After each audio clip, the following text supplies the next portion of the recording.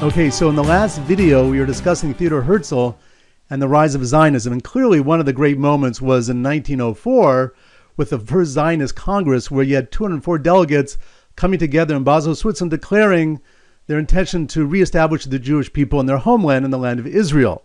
But it's one thing for about 200 people to declare an intention. It's another thing for the rest of the world to acquiesce or go along with your plan.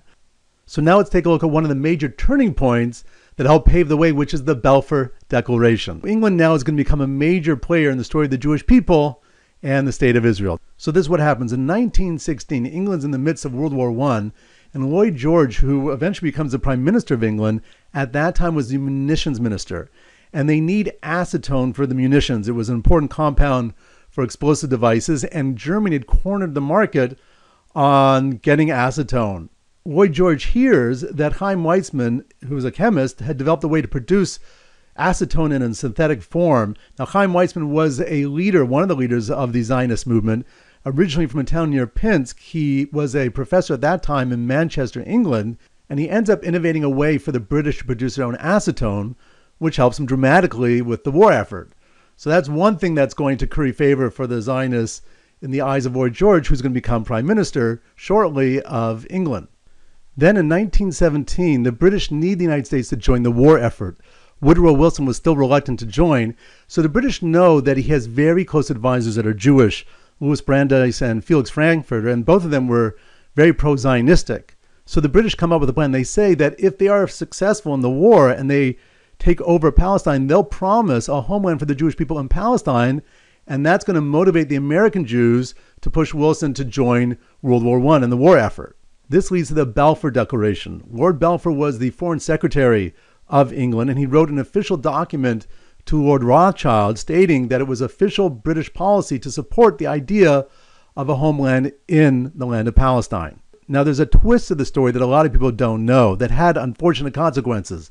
You see, originally the draft was going to state that Britain supports the idea that Palestine should be reconstituted as the national home of the Jewish people. So Palestine would become the home of the Jewish people. But while the document was being drafted in Whitehall, there was another Jew. His name was Sir Edwin Montagu. He was the Secretary of State of India, and he was a rabid anti-Zionist, and he argued against this idea.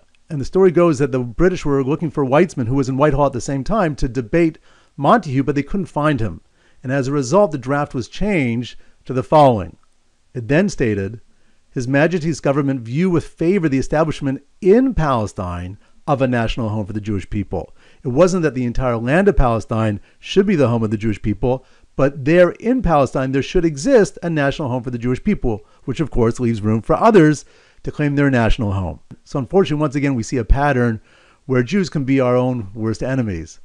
Nevertheless, the Balfour Declaration was a major success for the Zionist movement because it took the idea of the land of Israel being a dream of the Jewish people to something that another nation now supported as an official policy.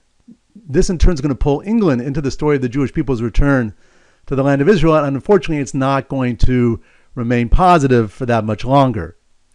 So let's do a little review. So we moved from 1904 with the first Zionist Congress in Basel, Switzerland, to England in the year 1916 with Lloyd George, who's munitions minister, in desperate need of acetone for munitions, and lo and behold, it's not only a Jew that has the solution, but it's one of the leaders of the Zionist movement, Chaim Weizmann, who developed a synthetic way to do that, which is obviously going to help win favor with the British Parliament. Then in the year 1917, they need the U.S. to join the war effort, so they figured because Wilson's closest advisors, many of them at least, were Jewish and very Zionistic, if they promise a homeland in Palestine, if they conquer the Palestine, then that'll motivate the Jews, the Zionistic Jews in America, to push the Americans and Wilson to join the war effort in World War I, which gets us to the Balfour Declaration. Now, originally the draft stated that they support that Palestine should be reconstituted as the national home of the Jewish people.